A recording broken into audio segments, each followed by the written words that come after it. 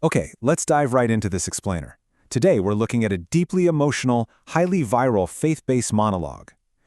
When a message runs for nearly an hour, washing over you in this steady stream of comfort and command, it can be really hard to step back and see how it actually works. So today, we're looking under the hood. Let's decode exactly how this message is built to captivate, soothe, and ultimately challenge its audience. We're going to figure out exactly why this is resonating with so many people right now. To really make sense of this massive, sprawling text, we've organized it into 4 logical pillars. First, the promise of presence. Second, 3 steps to peace. Third, conquering earthly struggles. And finally, the ultimate reward. Kicking things off with Section 1, the promise of presence, establishing unconditional love. The source material actually hooks the listener immediately by creating this incredibly safe, quiet space, long before it ever asks for anything in return. Take a listen to this direct quote from the text. "I am a keeper of promises, and my words hold a profound purpose." Right out of the gate, that builds absolute authority and trust. It's essentially acting as a spiritual guarantee. The speaker positions themselves not as some distant, unapproachable figure, but as a reliable confidant who is actively working for your good, reminding you of past rescues and miracles. So the crucial point here is exactly how the text defines this presence. We're not talking about a distant, abstract concept. It's an active, listening entity right there in the room with you. It's described as an encompassing, protective force offering an immediate, tangible antidote to loneliness and despair. All right, once that comfort is established, we pivot to Section 2, 3 steps to peace, or the call to action. The text totally shifts gears here from what is being offered to what is required of you today. The text explicitly lays out these 3 directives. Number 1, surrender your heart completely. Number 2, offer heartfelt gratitude. And number 3, share the message. The speaker lists these not as mere suggestions, mind you, but as absolutely necessary steps to calm the soul and permanently banish anxiety. It's a very clear, structured path for the listener to follow: internal surrender, outward gratitude, and finally, communal sharing.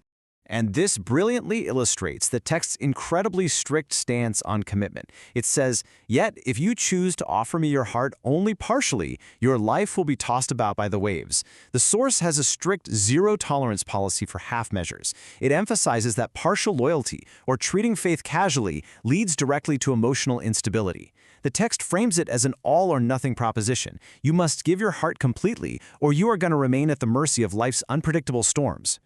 Now, that second step demands what we could call radical gratitude. The instruction is literally to give thanks for your ability to give thanks. The text demands that listeners compile a list of blessings and find a reason to be thankful even when their souls weep or when they feel they have absolutely nothing left at all.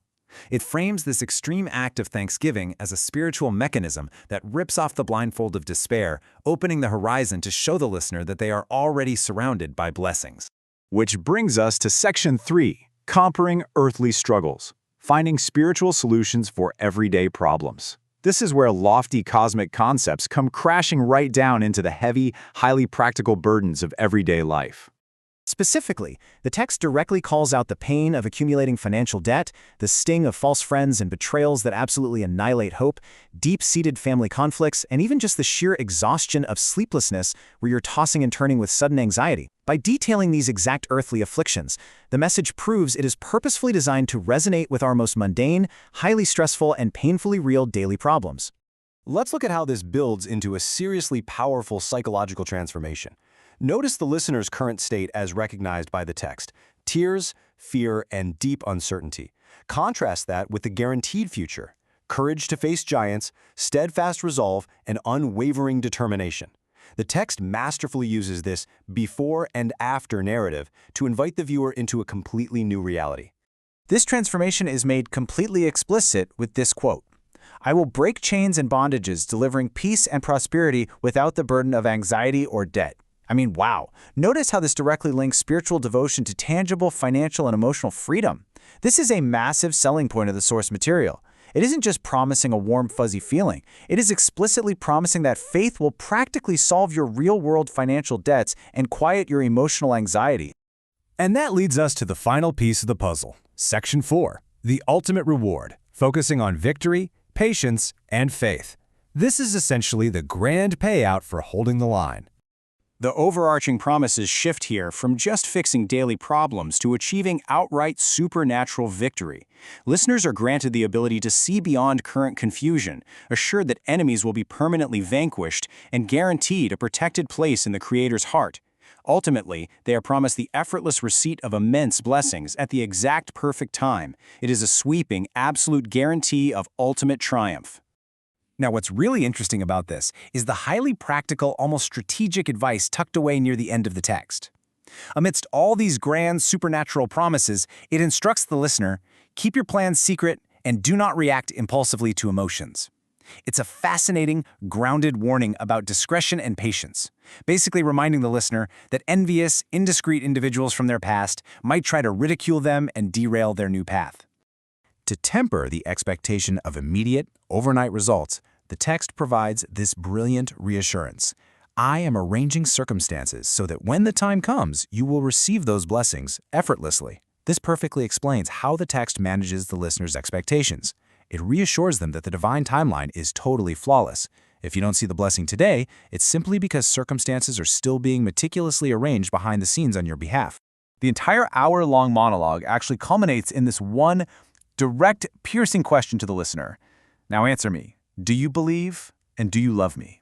It is an incredibly provocative way to close. It really leaves us to reflect on how such a direct emotional appeal impacts a person who might be watching this alone in their room. After all the grand promises, the deep comforts, and the practical advice, it demands a personal, active response from the viewer. Does a meticulously structured message like this inspire you, comfort you, or challenge you? That is the question we leave you to ponder today.